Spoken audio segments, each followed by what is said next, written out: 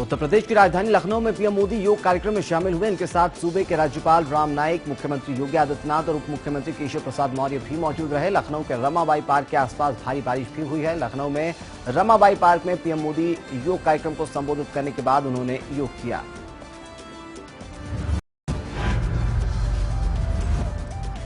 इस दौरान पीएम मोदी ने कहा कि स्वस्थ मन से जीने की कला योग से ही मिलती है। लगातार बारिश के बीच आप डटे रहे, ये योग की ही ताकत है। दुनिया में योग के जरिए नौकरियों का बाजार तैयार हो रहा है। देश के हर कोने में योग करने वालों को प्रणाम पीएम मोदी ने किया। साथ ही उन्होंने कहा कि पहले खुद लोग योग करते थे और अब प्रशिक्षित तरीके से योग किया जाता है।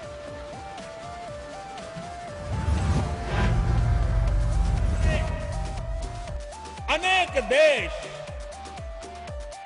जो न हमारी भाषा जानते हैं, न हमारी परंपरा जानते हैं, न हमारी संस्कृति से परिचित है, लेकिन योग के कारण आज पूरा विश्व भारत के साथ जुड़ने लगा है। योग जो शरीर, मन, बुद्धि को जोड़ता है, वो योग आज विश्व को अपने साथ जोड़ने में बहुत बड़ी अहम भूमिका अदा करा। योग के कारण अनेक नई नई योगा इंस्टीट्यूट्स आज डेवलप हुई हैं। पिछले 3 वर्ष में बहुत बड़ी मात्रा में योगा के टीचरों की मांग बढ़ी है। योगा की ट्रेनिंग इंस्टीट्यूट्स में भी नौजवान योगा को एक प्रोफेशन के रूप में स्वीकार करते हुए अपने आप को तैयार कर रहे हैं। दुनिया के सब देशों में योगा के टीचर की मांग हो रही है। विश्व में एक नया जॉब मार्केट योगा के द्वारा तैयार हो रहा है। लखनऊ में भी सीएम योगी आदित्यनाथ ने योगासन किया और कार्यक्रम को संबोधित करते हुए कहा कि भारत की प्राचीन परंपरा को अंतर्राष्ट्रीय मान्यता प्राप्त कराने के लिए पीएम का आभारी होना चाहिए। योग जीवन जीने की कला है। आज अंतर्राष्ट्रीय स्तर पर योग दिवस मनाया जा रहा है।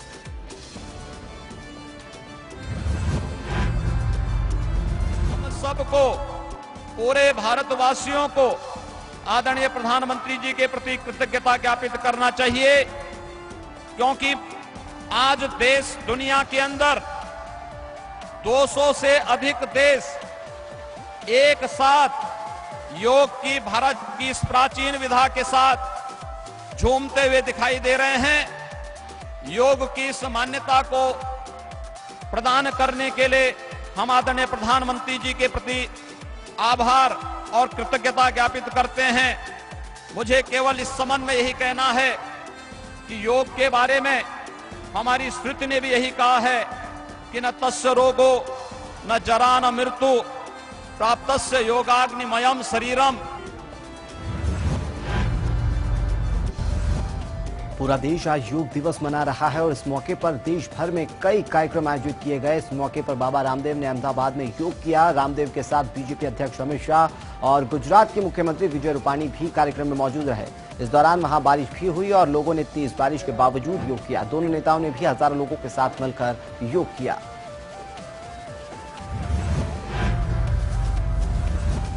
बाबा रामदेव ने दावा किया कि यहां पर सर्वाधिक लोग एक साथ योग कर रहे हैं और ये एक विश्व रिकॉर्ड है। बाबा रामदेव ने कहा कि नरेंद्र मोदी के प्रधानमंत्री बनते ही जब संयुक्त राष्ट्र में वे गए थे तब उन्होंने योग दिवस का प्रस्ताव रखा था।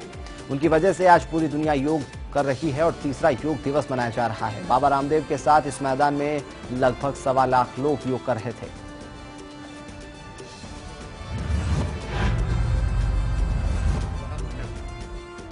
और फिर मोदी जी ने प्रधानमंत्री के बनने के बाद जब पहला कदम रखा यूएन में, तो इंटरनेशनल योग डे का प्रस्ताव रखा और 177 देशों के समर्थन के साथ यूएन में 21 जून अंतर्राष्ट्रीय योग दिवस घोषित हुआ और हम तृतीय विश्व योग दिवस मना रहे हैं। और योग का एक विश्व इतिहास, विश्व कीर्तिमान, विश्व रिकॉर्ड यहां से कायम कर रहे हैं। मध्य प्रदेश के मुख्यमंत्री शिवराज सिंह चौहान ने भी योग दिवस पर योगाभ्यास किया। इस मौके पर बड़ी संख्या में लोग योगाभ्यास करने पहुंचे थे।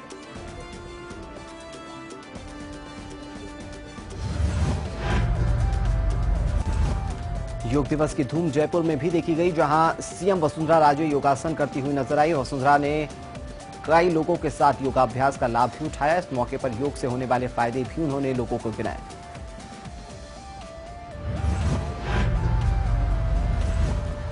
ओडिशा की राजधानी भुवनेश्वर में भी योग दिवस की धूम दिखाई दी। यहां केंद्रीय मंत्री धर्मेंद्र प्रधान ने योगाभ्यास किया। यहां पर बड़ी संख्या में लोग योगा करने में जुटे थे।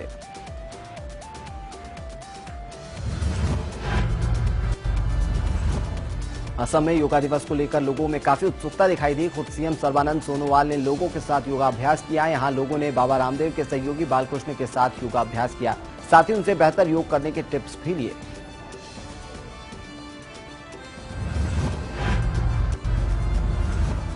योग दिवस पर राष्ट्रपति प्रणब मुखर्जी ने भी योगाभ्यास किया। राष्ट्रपति प्रणब मुखर्जी ने भारतीयों से स्वस्थ जीवन जीने के लिए योग को अपनी आदत बनाने का अनुरोध किया। प्रणब मुखर्जी ने नई दिल्ली स्थित राष्ट्रपति भवन में तीसरे अंतर्राष्ट्रीय योग दिवस की शुरुआत करते हुए कहा कि ये प्राचीन भारतीय पद्धति शारीरिक के साथ साथ मानसिक रोगों को भी दूर करने में लाभदायक है।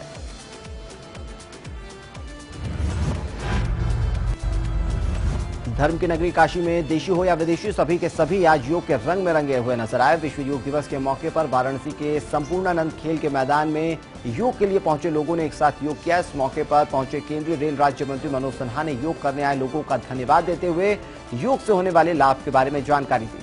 वाराणसी में घूमने आए विदेशी पर्यटक भी योग में शामिल हुए। स्थापित करने का काम देश के सम्मानीय प्रधानमंत्री श्रीमान नरेंद्र मोदी ने किया है। देश और दुनिया भर में आज अनेक कार्यक्रम आयोजित किए गए हैं। मुझे लगता है कि स्वस्थ लोग भी योग के कारण स्वस्थ रह सकते हैं और बीमार लोगों का इलाज भी योग से हो सकता है। हमारी ये पुरानी परंपरा है, हमारी संस्कृति का एक अंग है, जिसे पुनः प्रधानमंत्री जी ने पूरी दुनिया में प्रतिस्थापित करने का काम किया है। एक बार पुनः काशी वासियों को अंतर्राष्ट्रीय योग दिवस की हार्दिक बधाई।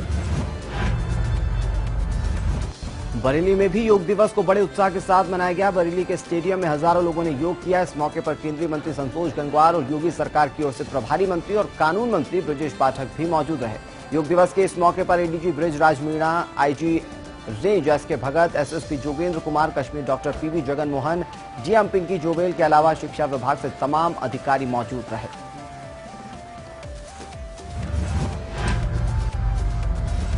अंतर्राष्ट्रीय योग दिवस पर हाथरस में अलग अलग स्थानों पर योग शिविरों का आयोजन किया गया। इन कार्यक्रमों में नगर के तमाम लोग शामिल हुए। इस मौके पर मुस्लिम महिलाओं ने भी बढ़ चढ़कर हिस्सा लिया। हाथरस के डीआरबी इंटर कॉलेज में होने वाले मुख्य कार्यक्रम में हाथरस के प्रभारी मंत्री उपेंद्र तिवारी ने भी योग किया।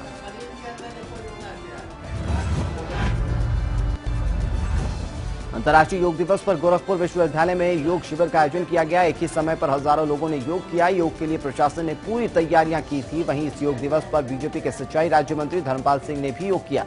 योग दिवस के बारे में उन्होंने कहा कि गोरखपुर में योग दिवस मनाया जा रहा है और उसके लिए वे जनता को और प्रधानमंत्री को बधाई देते हैं।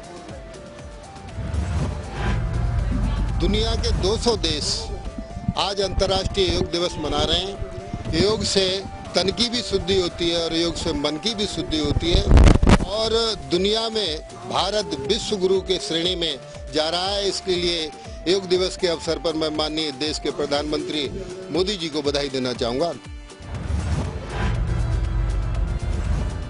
अंतर्राष्ट्रीय योग दिवस के मौके पर उत्तराखंड की राजधानी देहरादून में मुख्यमंत्री त्रिवेंद्र सिंह रावत परेड ग्राउंड में बने विशाल पंडाल में योग कार्यशाला का आयोजन हुआ था, उसमें शामिल हुए। इस मौके पर शिक्षा मंत्री अरविंद पांडे, पर्यावरण मंत्री हरक सिंह रावत समेत कई लोगों ने योगाभ्यास किया। मुख्यमंत्री त्रिवेंद्र सिंह रावत ने योग किया और योग की विशेषताएं भी लोगों को बताई। मुख्यमंत्री ने कहा कि सबके स्वास्थ्य का राज योग में ही छिपा है।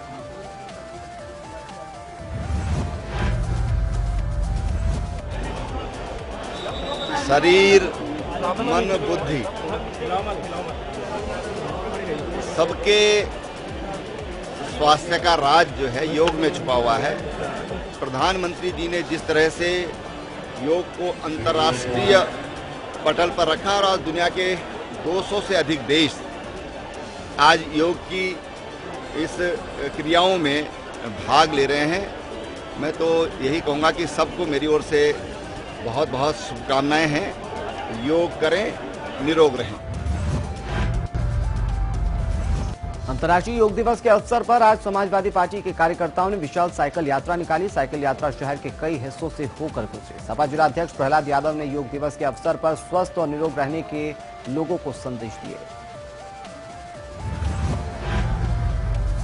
साइकिल सुबह चलाने का आयोजन हमारे आदरणीय राष्ट्रीय अध्यक्ष अखिलेश यादव जी के निर्देश पर हुआ है और उत्तर प्रदेश के सभी जिलों में और सभी विधानसभाओं में और चौराहों पर, टाउन एरिया में, हर जगह आज सवेरे लोग निकल करके समाजवादी लोग साइकिलिंग कर रहे हैं। कार्यक्रम लगातार जब तक वहां से निर्देश रहेगा महीने की हर 21 तारीख करेंगे और लोगों को स्वस्थ रखने के लिए ये करना चाहिए। भारतीय जवानों के जज्बे को आज फिर देश ने उस वक्त सलाम किया जब लद्दाख के मुश्किल हालात में भी उन्होंने योग करके दिखाया। उन्होंने मानसिक रूप से कितने ताकतवर है इसकी एक मिसाल पेश की। इस दौरान पूरा इलाका बर्फ की चादर से लिपटा हुआ नजर आया और यहाँ का तापमान -25 डिग्री का था। हालांकि इसके जवाब में हमारे वीर जवानों के जज्बे पर कोई फर्क नहीं पड़ा। वे योगाभ्यास करते रहे।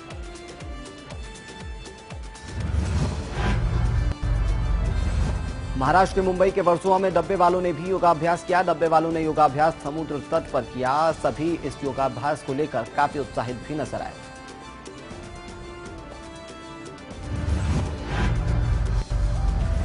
अंतर्राष्ट्रीय योग दिवस के मौके पर जेल में भी योग का आयोजन किया गया था। मथुरा के जिला कारागार में योग दिवस पर कैदियों ने जेल में योग किया, जिसमें महिला कैदी, बुजुर्ग और युवकों ने बढ़ चढ़कर हिस्सा लिया।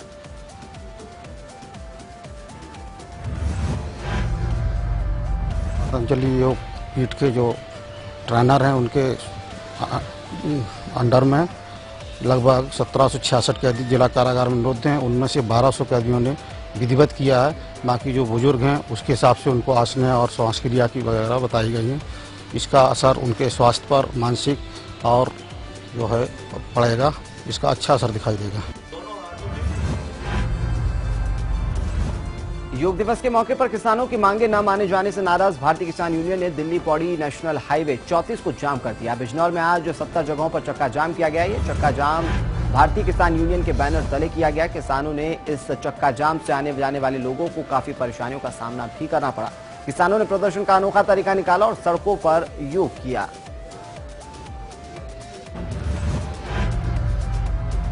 लगाया आज हाईवे को। आज योग दिवस प्रधानमंत्री जी मना रहे हैं। अंतर्राष्ट्रीय योग दिवस आज है, तो आज किसान योग दिवस पर सड़कों पर योग कर रहा है। योग इसलिए कर रहा है कि देश के प्रधानमंत्री ने चुनाव से पहले जो देश के किसान से वायदे किए थे कि डॉक्टर स्वामीनाथन आयोग की रिपोर्ट हम लागू करेंगे, किसान की फसलों की जो लागत होगी उसमें 50% मुनाफा जोड़कर हम देंगे, कर्जा माफी का जो इन्होंने वादा हमसे किया था, कर्ज माफी प्रत्येक किसान का कर्जा माफ। उत्तर प्रदेश में योगी राज में आज भी एक दिव्यांग किसान बैल बनकर अपने खेत जोतने के लिए मजबूर है। बिजनौर के सलामाबाद गांव में गरीब दिव्यांग किसान कई साल से हल से अपनी 8 बीघे जमीन को जोतने के लिए मजबूर है। ये मजबूर गरीब किसान जिले के कई बार अधिकारियों के चक्कर काट चुका है, लेकिन बावजूद इसके दिव्यांग किसान की कोई भी अधिकारी सुनने को तैयार नहीं है।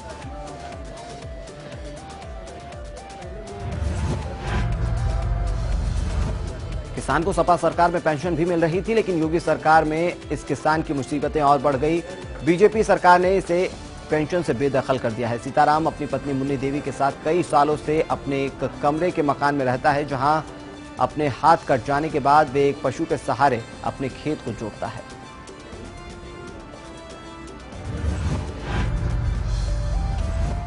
कि हमारा सरकार कुछ हमारा सहायता कर दे। हमें कहीं से सहायता नहीं मिलती। हमारा गन्ना भी 2 साल से फूक रहा है, उसमें भी कोई हमें कोई सारे को खड़ा नहीं कर। हल जोतता हूँ जी और कंधा छुल जाता और गन्ना जलाता। गन्ने का मुझे नहीं कहीं से वो है, गन्ना मेरा फ्री में गया। अरे सरकार से तो बताओ, जब कहीं से कुछ बनता नहीं तो बताओ क्या सरकार, तो मुझे चाहिए सरकार से मदद चाहिए।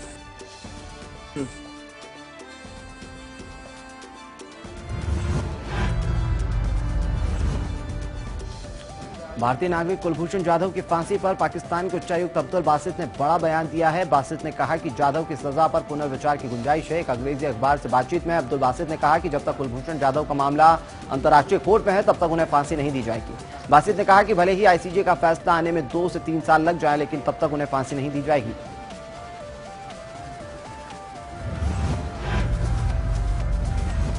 अब्दुल बासित ने यह भी बताया कि अंतर्राष्ट्रीय कोर्ट के अलावा भी कुलभूषण जाधव के पास फांसी की सजा से बचने के उपाय हैं। बासित ने बताया कि अगर कोर्ट ऑफ अपील से जाधव की अपील रद्द हो जाती है तो फिर उनके पास अपील का एक और मौका है।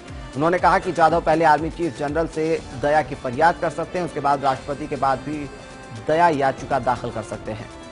गौरतलब है कि पाकिस्तान ने 46 वर्षीय पूर्व नौसेना अधिकारी कुलभूषण जाधव को मार्च 2016 में गिरफ्तार किया था और उसके बाद पाकिस्तान की एक सैन्य अदालत ने जाधव को जासूसी और विध्वंसक गतिविधियों में मौत की सजा सुनाई थी।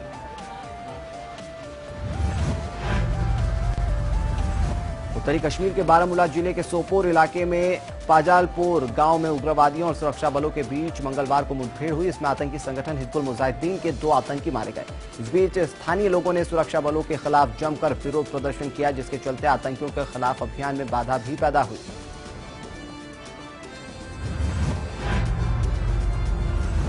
मुठभेड़ में मारे गए आतंकियों के पास से 2 AK-47 राइफल समेत अन्य हथियार बरामद हुए हैं। आतंकियों के मारे जाने और विरोध प्रदर्शन के बाद से हालात तनावपूर्ण हैं। ताजा जानकारी के मुताबिक सुरक्षा बलों ने ऑपरेशन खत्म कर दिया है। हाल के दिनों में घाटी में आतंकी घटनाएं लगातार बढ़ रही हैं।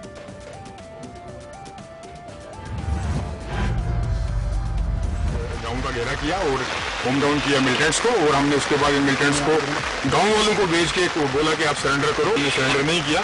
रिटेलिएशन में उन्होंने हमारे पे फायर किया, ग्रेनेड्स मारे, और उसके बाद ये एनकाउंटर शुरू हुआ और ये सुबह अभी एनकाउंटर खत्म हुआ। इसमें 2 जो मिलिटेंट्स हैं, एक गुलजार अहमद है, इसका ये प्लस कैटेगरी मिलिटेंट है, ये गुलबराट का, और दूसरा बासित है, वो अंदरगाम का दूसरा लड़का है। दोनों HM के तंजीम के साथ हैं। इनसे AK-47 और बड़ी मात्रा में गोला बारूद वगैरह बरामद।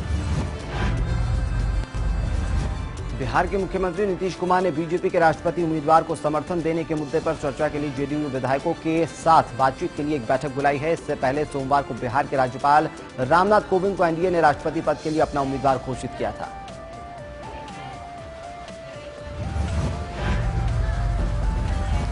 नीतीश कुमार ने यह बैठक दिल्ली में 22 जून को सोनिया गांधी के नेतृत्व में होने वाली विपक्षी दलों की बैठक से पहले बुलाई है। हालांकि सोमवार को उन्होंने एनडीए के उम्मीदवार रामनाथ कोविंद को समर्थन देने के मसले पर कुछ भी बोलने से इनकार कर दिया था। हालांकि सूत्रों के हवाले से खबर आ रही है कि जेडीयू कोविंद के नाम पर अपना समर्थन दे सकती है और अगर ऐसा हुआ तो विपक्षी एकता की कवायद में जुटी कांग्रेस को एक करारा झटका लगेगा।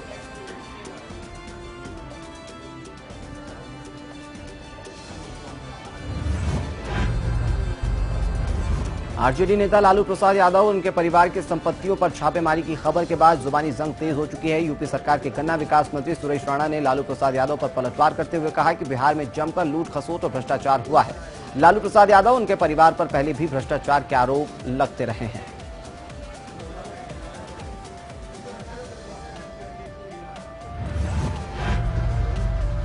सारे आरोप लगे हैं और हम सब जानते हैं कि किस प्रकार की लूट खसोट बिहार के अंदर हुई है, और केवल बिहार के अंदर ही नहीं, पूरे देश में जहाँ जहाँ भी भ्रष्टाचारी लोग छिपे हुए हैं और जहाँ जहाँ भी भ्रष्टाचार हुए हैं उन तमाम विषयों की यदि जांच कोई एजेंसी करती है तो मैं समझता हूँ उसमें आरोप लगाने के बजाय सहयोग करना चाहिए। 1993 को मुंबई में हुए सिलसिलेवार बम धमाकों में मामले में विशेष टाडा अदालत ने शुक्रवार को मुख्य मास्टरमाइंड मुस्तफा दौसा और प्रत्यर्पित कर भारत लाए गए गैंगस्टर अब्दुल सलीम समेत 6 आरोपियों को दोषी करार दिया है। सलीम ने इस आदेश को चुनौती दी है। प्रत्यर्पण संधि से जुड़ी इस याचिका पर कोर्ट ने सुनवाई के लिए आज की तारीख को तय किया है।